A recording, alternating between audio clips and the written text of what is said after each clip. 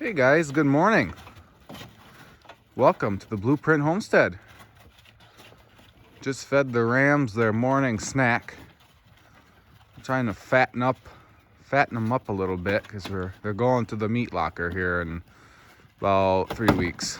So, whoop, we're gonna sell some lamb, so we got to bring it to a USDA plant to get it USDA certified, inspected, all that kind of stuff. So there they are, and those feeders, more on that later. Sheep feeders or general purpose feeders are not for sheep, and that's across the board for the most part, including the round bale feeders right there, the green one sitting on its side. Yesterday, my boy and I, the oldest boy, we hauled 4.5 loads of chicken manure in a 12-foot dump trailer. So piled her high, and they had a local Amish guy, and he's got a 2,000 bird chicken barn, and he needed it cleaned out. So we took the opportunity and cleaned it out, and that gave us a lot of manure to work with. So chicken manure is high potency for nitrogen in that, so it takes a while to break down, and if you use too much of it, your soil it takes a little while to digest that. So it will damage your soil for a few years if you add too much. So it's very little of it if you use it just raw like this.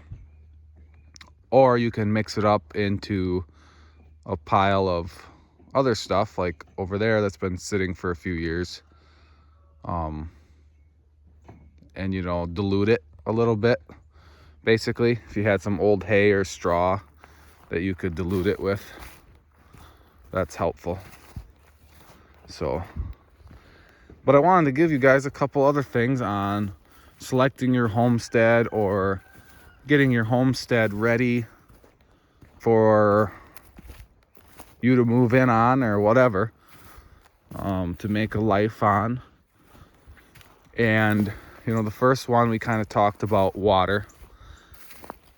You got to have water. If you don't have water, it's hard to do anything. It's hard to have animals or to have yourself there, right?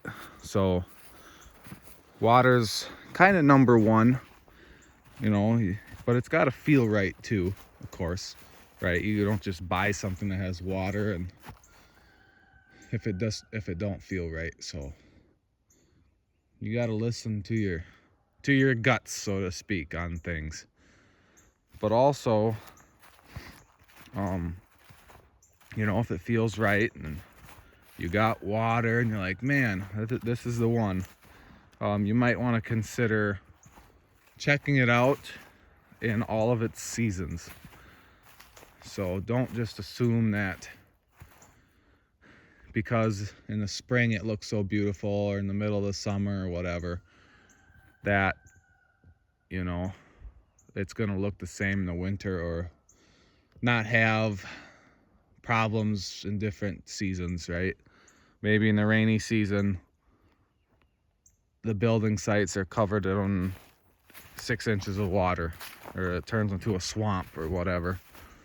You know what I mean? Or maybe the creek that you thought was water dries up in June or July or whatever, right?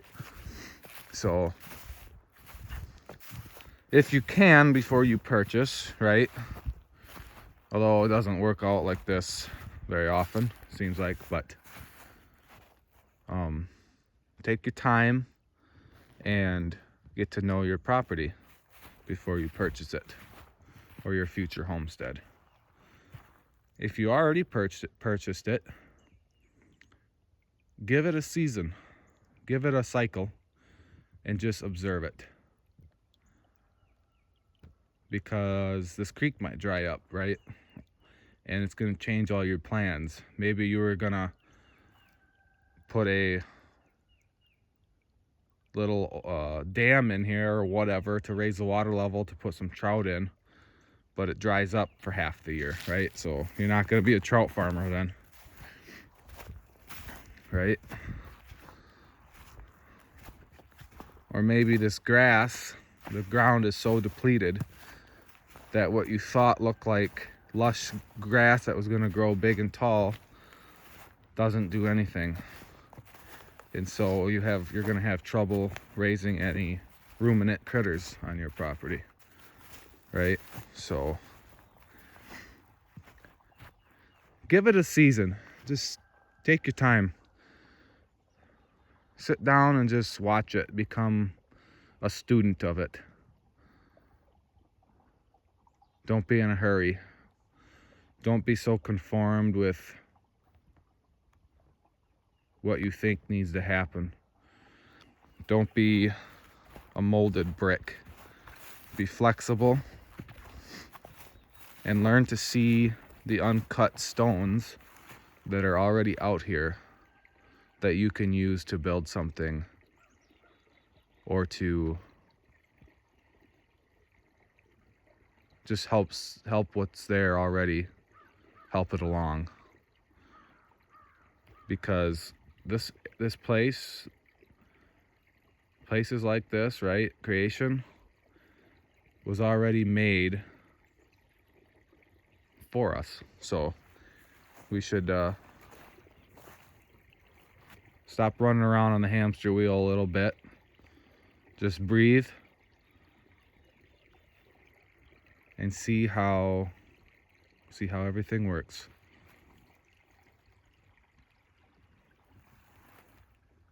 All right, so there's the homesteading tip of the day. Hope you guys enjoyed. Have a wonderful day.